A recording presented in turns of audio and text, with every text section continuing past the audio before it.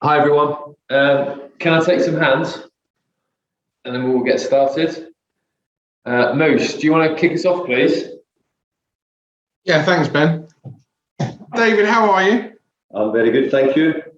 Can I ask you what it means to you, your landmark tomorrow of 1,000 games? Personally, it's a big day. I think that all managers who start always would like to think they might get 1,000 games. But when you start, you very rarely think that way.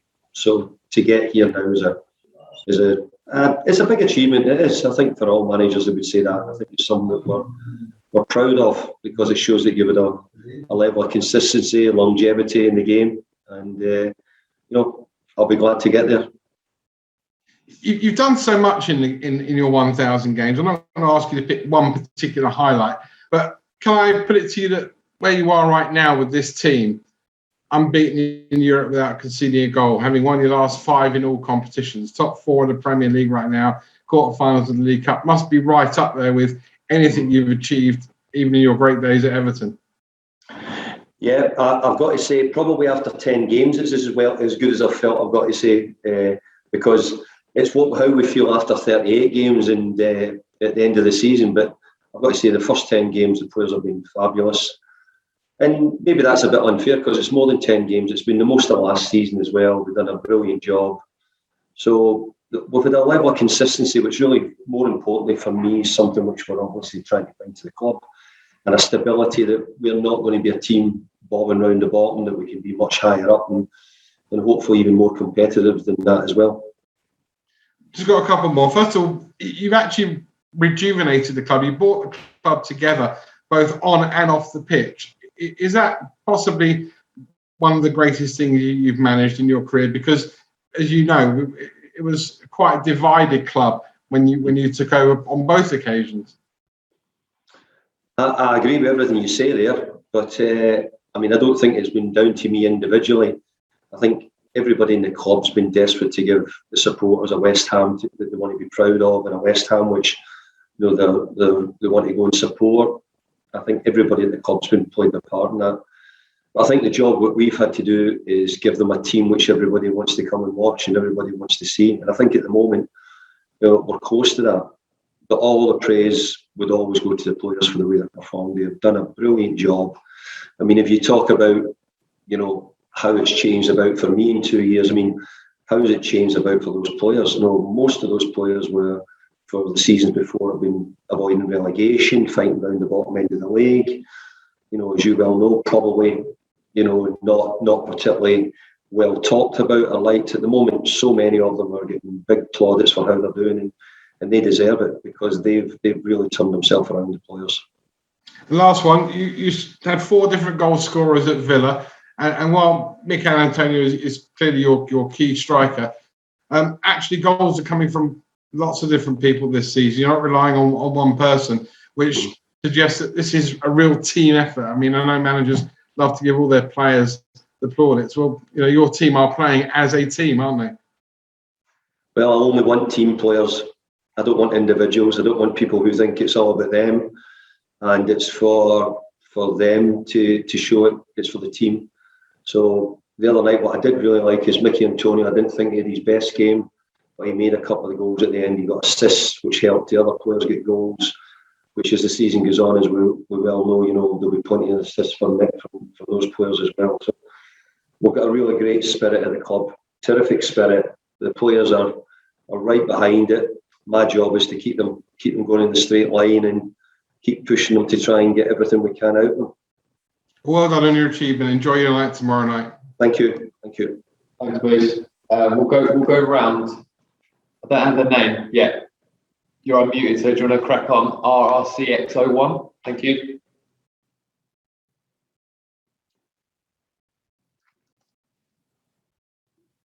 Babatunde, do you want to go next? All right. Good afternoon, Coach. Hello there.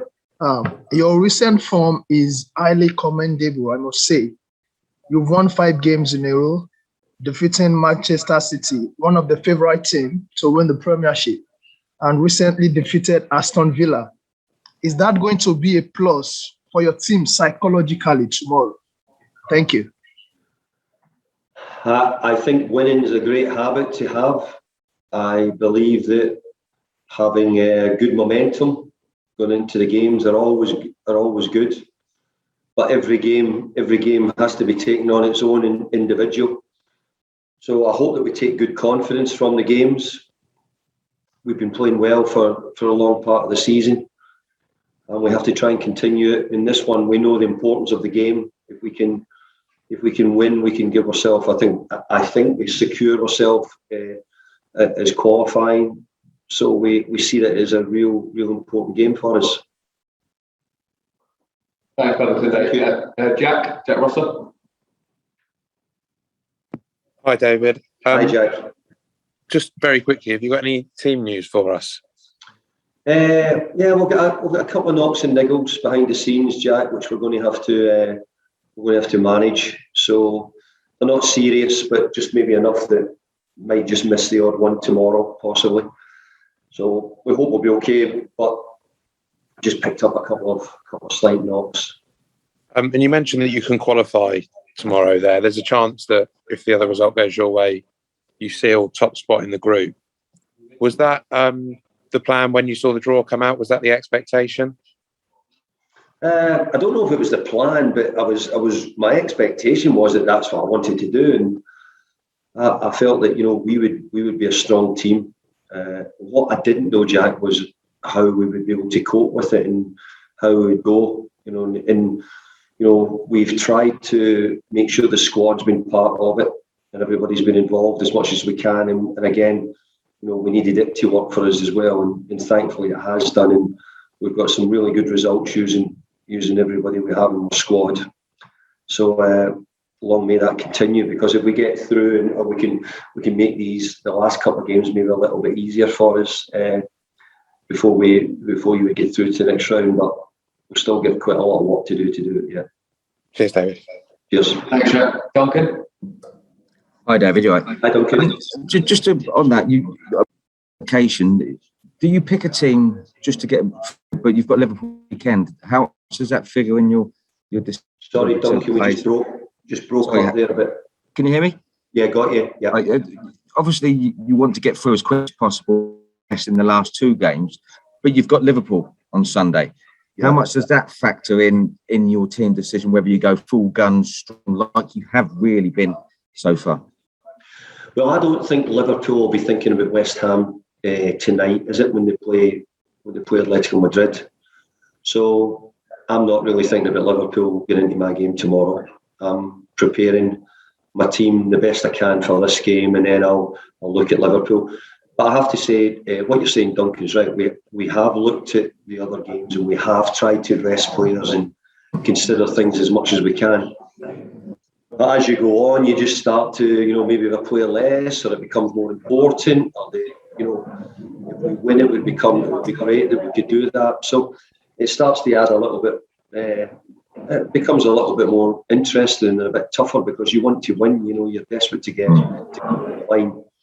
But I have to say, the players have had a great start in this competition. To win 3 of the games has given us a real good chance of qualifying. And what I really wanted was to have some form of European football after Christmas time. So I'm hoping that we can have that. Just a quick final one from me. I think I'm right in saying no English club in the league has ever 4 wins and 0 goals conceded. What would that mean? In the middle of the Duncan. So no English team has ever gone wins, 0 goals conceded from first 4. What would that mean? So it's still struggling to get you on board. I'll leave it. It's okay. No problem, Duncan. Sorry. Cheers, guys. Thanks. Roger, do you want me to come back to you? Did you want a question? Roger Cox. Hello, Mr. Moyes from Belgium. Hi there. One question regarding your 1000 game. I think Thank that's one of the games you certainly don't want to lose, because that will stay in your memory forever. Yeah. No, I absolutely agree. And I had my 999 against Aston Villa, and it's another one which will always stay in your memory. So thankfully I won that one. And for me, I see a really good group of players. I see a team today watching. I see a team which are hungry, they're energetic. We want to roll. You know, we keep the demands up, and maybe more so because I want to win my 1,000th game, but I'll also want to win the one after that as well. So I think when you become a football manager, you really hope to win every game, and you certainly don't pick and choose what you can win and what you lose. I remember you saying after the Villa game last weekend that you warned a little bit for complacency. Say that again, Roger, please. Sorry. Yes, after the Villa game, which ended 1-4, you warned a little bit for complacency. Even though the score was great. Yes, the score was great. Now, I've warned against in any way us stepping down, keeping standards high. And I'm being quite critical of the players because I want them to realise I want the standards all the time to stay high. If we're really going to maintain our form, maintain our levels, we have to do it in every game. Maybe not every player does it, but if we can get 7 or 8 players at a really high standard every game, we'll give ourselves a really good chance of staying in a good position in the European group or staying in a really good position in the Premier League. Yeah. Last one for me. Do you expect a different Genk from 2 weeks ago? It's very difficult to be very different in 2 weeks, but I know we'll have a really good game against Genk. It's a tough game. I think all the games you have in this competition. I think football, quite often we only see the really top teams. We talk about the top teams all the time, but I actually think that the level of football below that, and I'm sort of referring quite a bit here to the teams in the Europa League. I think there's an awful lot of good teams, and teams with over many seasons have done very well in their countries, in their leagues, and I'd certainly put Genk in that as well. Okay, thank you.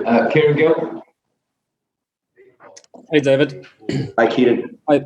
I think it was mentioning there was West Ham tomorrow can be the first English team ever to win the first 4 group games in the Europa League without conceding. Just a few words on what that would mean to you, and it was nice to record breaker, isn't it? Yeah, well, everything we can get at West Ham we're taking, that's for sure. We're not we're pushing hard. Now you've told me that, I'll tell the players that as well, because we want to keep a clean sheet. We keep a clean sheet, it'll give us every chance of getting a result tomorrow night.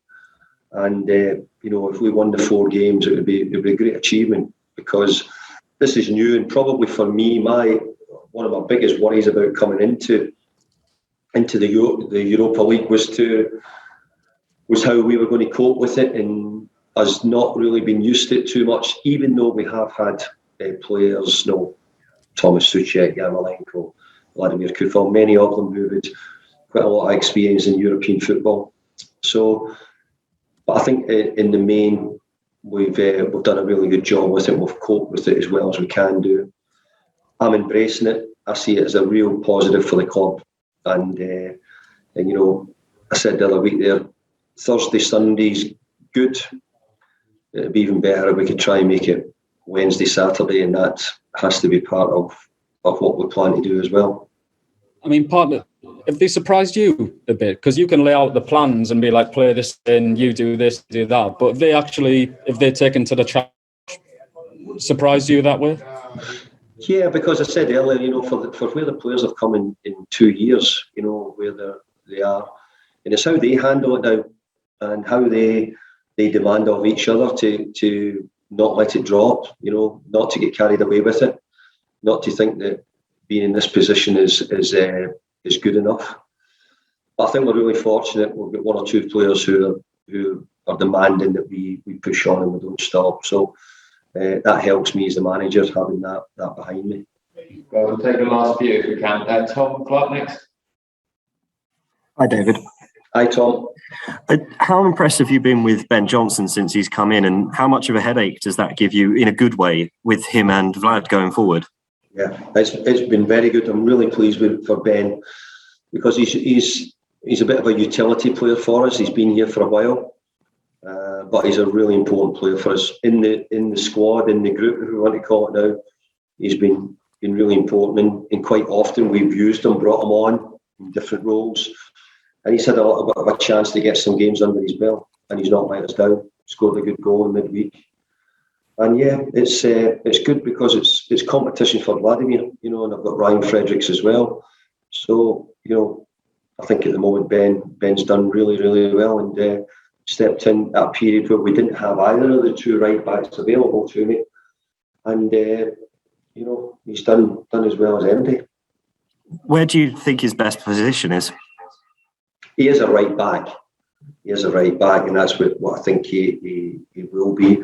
Can he play left back for us? Yeah, because he's competent with both feet, so he could help me out if I need that role done as well. But overall, I'd have to say right back. Have you got hopes for him making the England under-21 squad and Jared making the full squad as well? Yeah, I have, because I think that Ben's shown big improvement. And I think that, at this level and playing at the level he's at and being involved in European football quite regular will give him a platform to show exactly what he can do. So I hope Ben does, and it'd be good if he got a call up. The other one is Jared, who we know has been I believe, has been knocking at the door for England, but I also realise that the quality England have got in wide areas, Sancho, Greenwood, Marsh, I've nearly said Martial there, Rashford, Sterling, the players that England have got in those areas, I've got to say, is probably the biggest competition, I think, in that part of the field. But I think it would be good if we could keep Jared going, because I always get a big thrill if I can get my players international games, and I've got to say it would be good if we could get Jared a cap. Thanks, Tom. Tony, we'll finish with you, please. Hi, David. Hi there, how you doing? Good, you can hear me for once. You couldn't hear me, but yes. No, I couldn't hear you yesterday, Tony. Yeah. I just wanted to, you were talking earlier about you've got a situation now where you can put the group to bed effectively tomorrow night if your results go your way, and if you win. Is there a balance to be struck there between doing that and also giving one or two players a rest, or is it a question of going for it and putting the group to bed, essentially? Tony, I think I got your question, and if I've not got it, then it was just because it went on and off. Yeah, look, as we've done, and it's worked for us in the previous things, we've mixed the players around a little bit. I'd like to get it done if I can, but I'd never take that for granted ever. Whatever team we put out, we'll have a really tough game in Genk. I've got no doubt about that. But I also have to be mindful that I have other games. I've played a lot of games as well. We had Manchester City last midweek, and then we've had to go to Aston Villa on Sunday. So I'm having to manage the players the best I can, and I'm not playing everybody in every game. I'm not doing that because I'm trying to get us through. And once we get through this, as we well know, we actually go into another really tough period when we come back as well. Everybody knows I don't think there's a midweek free now until after Christmas time. So our schedule means that it would be wrong to keep playing the same players all the time. So yes, we will try and shift them around a little bit. But thankfully at the moment, all the players who've come in have done a great job.